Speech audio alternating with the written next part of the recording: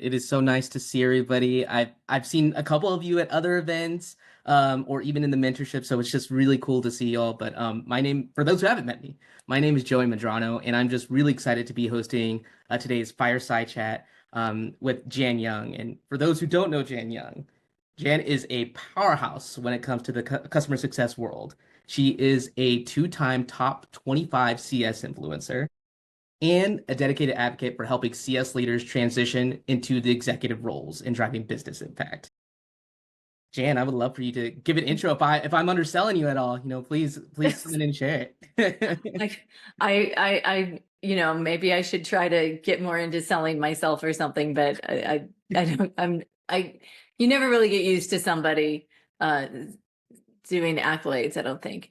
But that said, I'm always talking against people doing the whole imposter syndrome thing. So I'm going to own it. I'm going to embrace it. That's what it's Women's History Month. Let's own our expertise, right? But there's a few faces I know, and a few that I'm meeting, although and definitely some familiar names though, so it's nice to see you. It's cool. And it's nice to also see some folks who are involved over at CX Exchange. All right. But yeah. Oh, I'm sorry. Was I introducing myself? Yeah, you're doing great. You can tell I'm being even more casual than during Success Hour today, huh? It's nice to have an intimate group here. Yes. But yeah, no. So the big thing is I've started Step Up Exchange. And that what I love about CX Exchange is it has really, now that we've been around for 3 years, we've really grown. And I was just meeting with someone who's doing the website, and she's also helping the newsletter. Some of you may know her. Her name's Amon Edwards. We were just meeting before this, and I was talking about how we have this stone soup allegory on our website. And I think what we are now is it's gone beyond everyone contributing something to create this nourishing meal. And now what it is it's where it's almost like this potluck banquet where there are people who are meeting each other, everyone's sort of bringing something in. We're also trying, everything at the buffet that everyone has brought. And it's really amazing to see so many different people contribute to CX Exchange, and it really has become this peer-to-peer volunteer-led community. And it's so much more. I was just saying to Cynthia before, who was our first program outside of Success Hour, she and Marianne started the book club, and that changed everything. It changed everything because now we have 5 or 6 different programs, and we have people who are writing newsletters, and people who are actually community managers there and everything. It's really, really amazing to see what happens when people come together in the community. And this is another reason why I'm was so thrilled when I was talking to Priscilla and she said that she was going to start this community, because it's so important. It's so important. Anyway, and it's just great to see all of you here, and I'm really so thrilled to be here. On the other note, though, I was going to say, so Step Up Exchange, what the point of that is where I really am digging in to all of the things that I've been thinking about and coaching and turning it into courses, but in a community project-based way. Because the other thing that I've really I don't want to do anything now that doesn't have an impact. And what I found is when I would do consulting or even coaching sometimes, if people weren't actually doing it themselves, I would walk away, and 2 months later, they would start to regress and they'd go back to the things we've learned. Because that gets into, and anybody who hears me talk for a second is going to hear me talk about Andrea Britt and talk about the neuroscience and building the neural pathways, but you do the things that you're more comfortable with. You can drive home in your sleep from the grocery store because you're doing the same route. There's nothing new about it. You can get home and not know how you got there, because you're not thinking, you're on automatic. And when we do all of these things, and there's so much changing in tech right now, so much changing, we cannot afford to not build new neural pathways, right? And so with all the changes going on and the way that we have to literally do it in order to learn these new ways, like that's what I'm all in on. So that's why I'm doing Step Up Exchange. That's why this new month of my newsletter, it's all about guides and assessments that, giving away, so that people can get some ideas about how to apply it. 'Cause I just want people to do it. So, anyway, that's not a usual sort of introduction at all, but I but think that's the but this first is sort of intro what I've I've been learned thinking something. about and what we were just talking about before everyone started to join. So just sort of riffing here.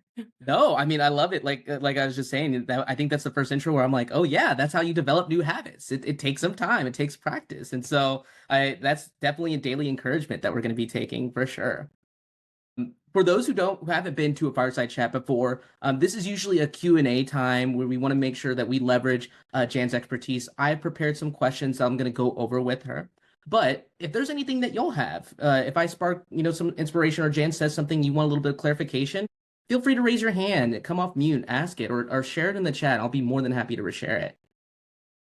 With that, let's go ahead and get started. First thing I really wanted to ask you about, Jan, was about building a customer-centric culture. And so Sure.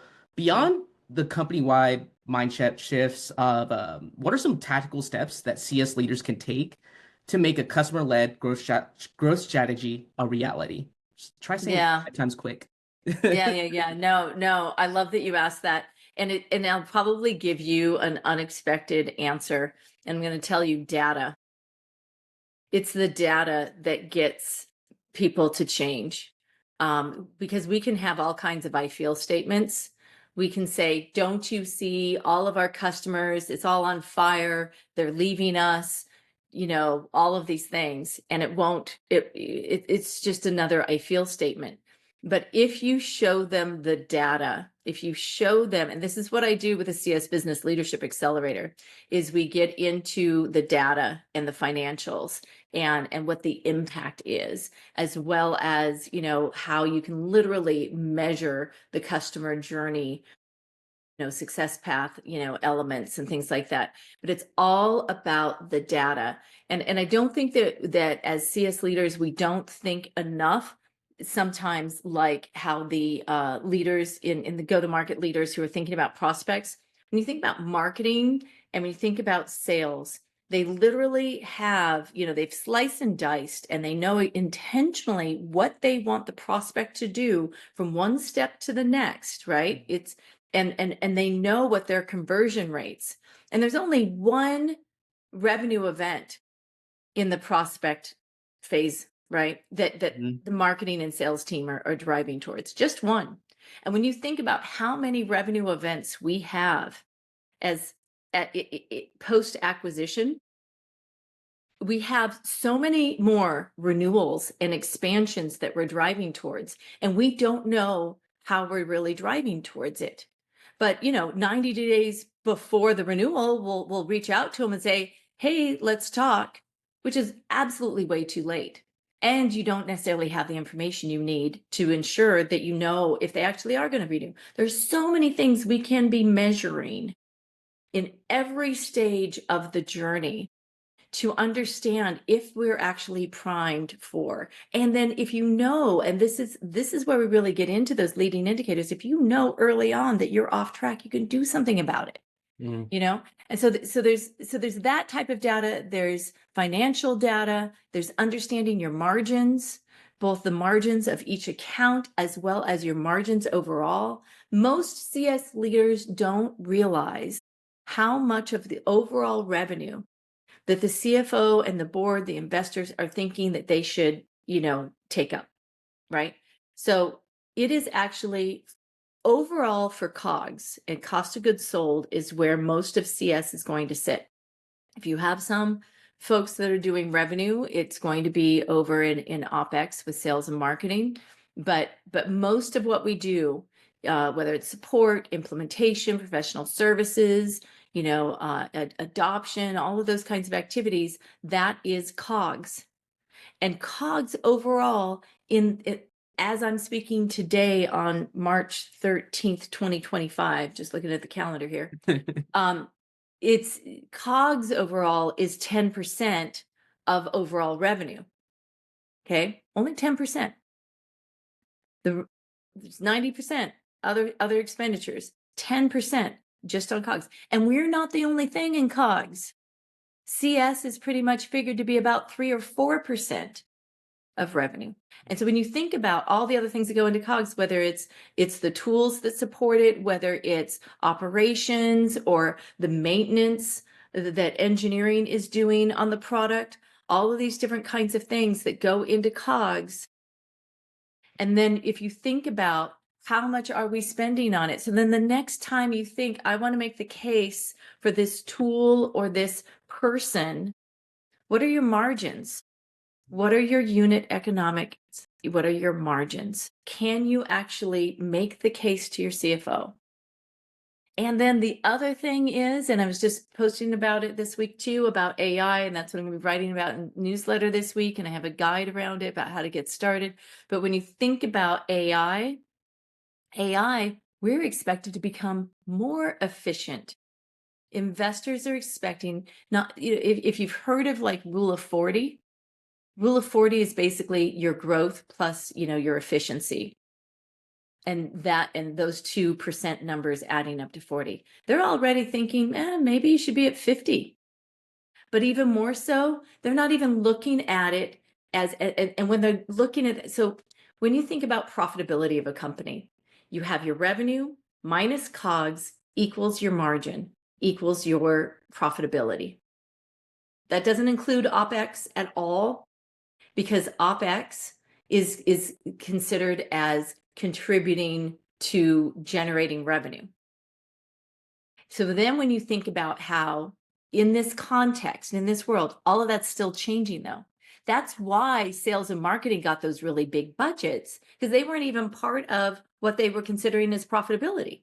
They weren't even in that equation. So they spent a bunch of money over there, but they're not even going to be doing that anymore.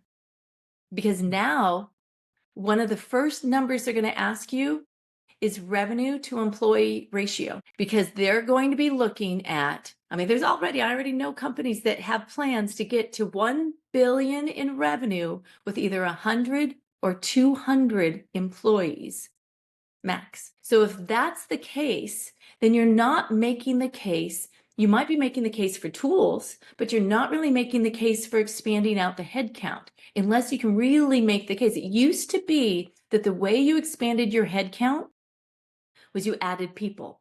I need more salespeople. I need more marketing people. You want me to bring you better renewals and expansions? I need more CS people. And you would build these big, big, big departments. You're not going to see that. What you're going to see is they want you to be innovative. They want you to be innovative in the way they're using AI. They want you to be innovative in the way that you understand what are the priority activities that you should be doing to drive those revenue events. And those revenue events, the way you earn the right to sell to your customers in a post-acquisition, stage, the only way you earn it is if they are actually getting value from the product and using it to achieve their business objectives. So it's not that by driving to a revenue event, you don't care about your customer. You have to care about your customer and what they're achieving in order to get to that event. Anyway, I've rambled again because I've gone through a lot of different topics again, but Yeah. but it's all connected. Mhm. It is all connected. What we're doing with AI and productivity, what all of the economic pressures, the way that, like, for some of us, we're looking for jobs and it's like, why can't I find a job? Well, because they're looking for different things now. They're looking for you to be innovative. They want you to know how you fit into the overall business. And when you do start to speak in those terms, then they're like, oh yeah, you got to come on board. I need you. But if you're just talking like, oh, I want to help the customer, it's like, yeah, we all want to help the customer. Okay, next. Anyway, I don't know. I don't remember what your question was. I just all this Well, stuff. I mean, what you essentially said, and there's no way I'm going to be able to summarize it as well as what you just said. But No, you can't summarize what I just said because it was all over the place. It was right. Well, to build that mindset shift of customer led growth, we need Mm. data and we need Oh innovation. yeah, you did. You asked me about data. Yeah. Data. Yeah. Yeah. So you need that's the thing is you need the data. You need to start thinking in terms of data and then customer business objectives and your own company business objectives and connecting the data to that. And when we're filling in as human gap fillers, we got to show the cost of that. Mhm. No more human gap filling. If they don't have, if you can't do self-service onboarding, because it's too challenging, how can that be broken down and simplified? Because usually it's a product problem with that. If you don't have reports, a report portal for your product, that's just an atrocity now. Come on, folks. But that still happens. And so, like, again, but the only way you change that isn't like, I hate answering those emails from the customer when they want me to do something they should be able to do for themselves. Like, yeah, I hate answering emails and doing mindless stuff too. Oh, well, moving on. But if you show them the cost, the cost of a human doing something that if it was built into the product and then one and done, right? And how much more efficient it is and the way it can lead to better retention and all of that. And you show the cost of the human doing it every single time, not to mention the cost of the customer doing it every single time. Like you just show the flat out cost, you know? Yeah, no, I mean, Jan, thank you, thank you for explaining that. And I think, you highlighted another topic, that I feel is so prevalent today in CS, which is AI. And before the call, Jan and I were speaking because I went to an event that she had on Monday, and they were discussing AI. Tuesday. The Tuesday, yeah, sorry, Tuesday. the agentic AI session Yes, for Success Hour. Yeah, yes, if you weren't there, we'll get a recording up. But just be definitely. patient. It's volunteer led.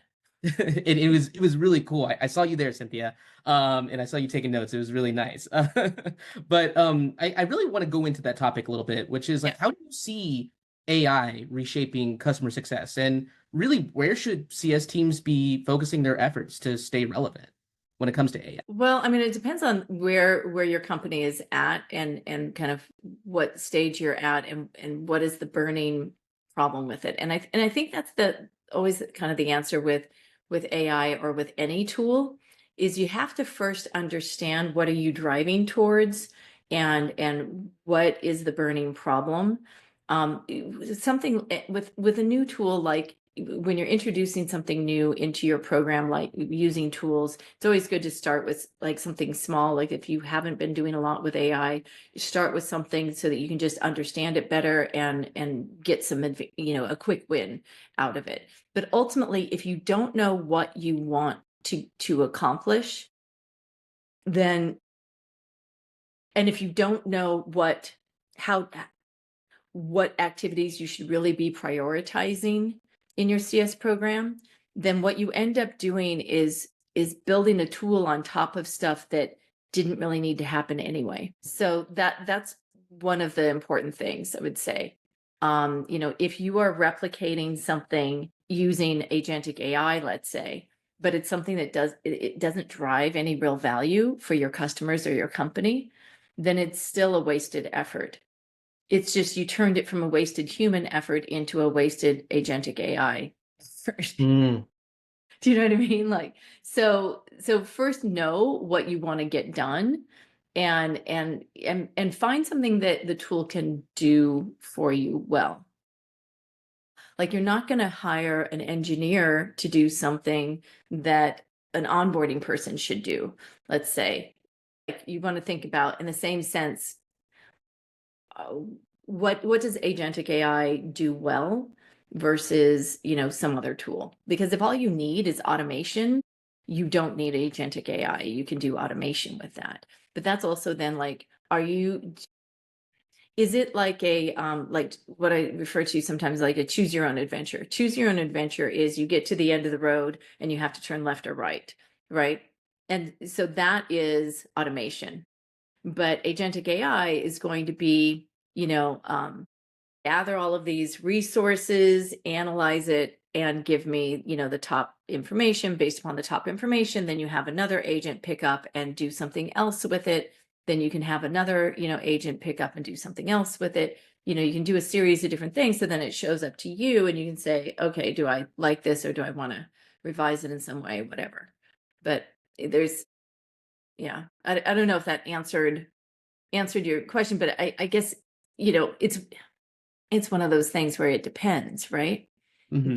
But mostly what I think it depends on is you understanding your what are the drivers for your product, for your program, what you're trying to do with your customers on behalf of then your business objectives in your company. Yeah, I mean, it's crazy that I think that when we just talked about data and we talked about AI, and then now you brought up automation, right? And so really, there's an intersection there between all three, isn't there? With CS teams and how they're using them, or even as like a job seeker and what you're looking for in that instance. And so, in your opinion, how should CS teams be adapting their data strategies to stay ahead with these new things like automation and AI? And if anything, what's one underrated metric that CS leaders should be tracking? Um, you should be tracking your conversion rates within your customer journey stages so that you know where you're at. You should be tracking your revenue and your costs on a per account basis so that you can slice and dice it, and look at it, whether it's on a top 10, bottom 10 accounts or by segments, things like that. You should think about how you are segmenting and tiering your customer base because overall, and where your margins are for any of those, because then you can identify who your ICP is in a way that you can help inform marketing and sales and even product, right? So that they're building the right things, so that they're marketing in the right way, so that they're selling in the right way to the customers that are going to be most successful with your product and make you most successful as a company, right? That's kind of it in a nutshell. Um, and when you do those things, that's how then you can also determine where best to employ AI to help humans in that process, and where you want to have your humans, and how humans need to step up in what ways. I think innovation is the key for what any of us should be thinking about, is how are we thinking in innovative ways. We need to start connecting dots in different ways. I mean, I couldn't agree more. Really, there's something even in my journey. I've been like, how am I going to push the needle, not only for my company, but how do I make myself stand out? Because we're well aware of the job market that is out there, and then also all the things that are going on. And so that is definitely something on the forefront that I know I'm thinking about. And Well, but the way to do that is to think about, this is where you get back to like the first team thinking, right? mm, And the first team thinking is really where you think about, like, not just what am I doing in CS, but what are we doing driving together as a company? Because mm, if you have that North Star together and you are all thinking about how you're contributing to that together, the way that you get noticed is how you're contributing to the business objectives. in data, AI, automation, Yeah. and then using those things for innovation. That sound about right, Chan? Yeah, it's in a nutshell. And we kind of got there with all my meandering around. But I don't know if other folks, I'm just rambling the whole time. This is weird. So have some thoughts or questions or something. Break this up a little. Yes, please. Hey, Jan, thanks for always sharing your words of wisdom here. I was just wondering, in your conversations with folks earlier in their journey, let's say, like recent seed Series A, I'm curious if you've chatted with some founders there recently, and if you've gotten to some conversations around, cost to retain customers, cost to deliver value to customers. As we've been talking a lot about efficiency the past couple of years, at least I'm finding that there's some downward pressure on those conversations, which is somewhat in opposition to kind of former thinking around growth at all costs, right? Which, Mhm. as I'm hearing more recently, is also back to the forefront, but for a select few companies that are managing to stay on that curve of exceptional growth. So I'm just curious what you're hearing about that and what sort of advice you've been sharing there. Yeah, there's a leader recently in the coaching program who was asking about, how to position cost to retain customers. And I pushed back on that a little bit because, what would you put into that? Because if you're only going to put the CS team in there, then you're missing the point. Because, the way that you retain your customers is also how you're building out your product and things like that, right? And if you're innovating with your product, et cetera. And so I don't really like to, if somebody's asking me about that, I would say, well, what do you mean by that? And I would start having a conversation about it in terms of cost to retain customers, because because maybe they're not thinking about it in a way that's going to lead them to success, right? And so what I really was focusing on then instead is, what revenue are you generating and what did it cost you to generate that revenue, right? That's a better place to focus. And what is required to earn the right to sell the customer the renewal or the expansion, and are there ways you can create efficiencies in that process? And so often as CS leaders, we want to take on the blame, take on the responsibility for fixing everything. But that's where I go back to data, because that's where you can show, hey, how we build our product or how we even set up our data in these early formative stages is critical, because that's how then we know if we are doing, if we're setting it up to be self-service, which is going to be the most efficient way, that we can always supplement with people, but if your product is not user friendly to begin with, you're working against yourself. Then you're ensuring you have to do it the most expensive way possible, that you have to have humans. And then also, are you really planning for a world that is going to have more agents basically as your customers, that need to just get the functionality from it to feed into another, their API and do the things that they need to do, right? So even our customers are going to be changing, and we need, Sean, if I were you, just talking to these new founders, I would ask them if they're thinking about these things in these different ways, right? Because if they aren't, they're not innovative enough. Move on.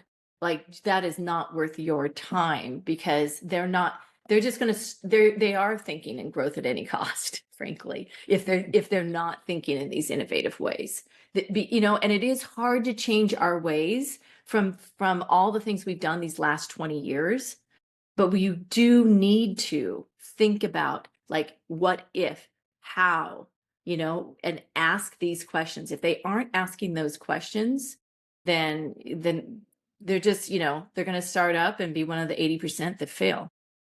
Yeah, I appreciate the reframing of that. And I think now more important than ever, ensuring even in the early days, you're starting to collect data. You might not be able to make sense of it yet because you don't have enough signals, but collecting data to make sure you can start to look at those conversions throughout the customer journey and what areas you need to focus on.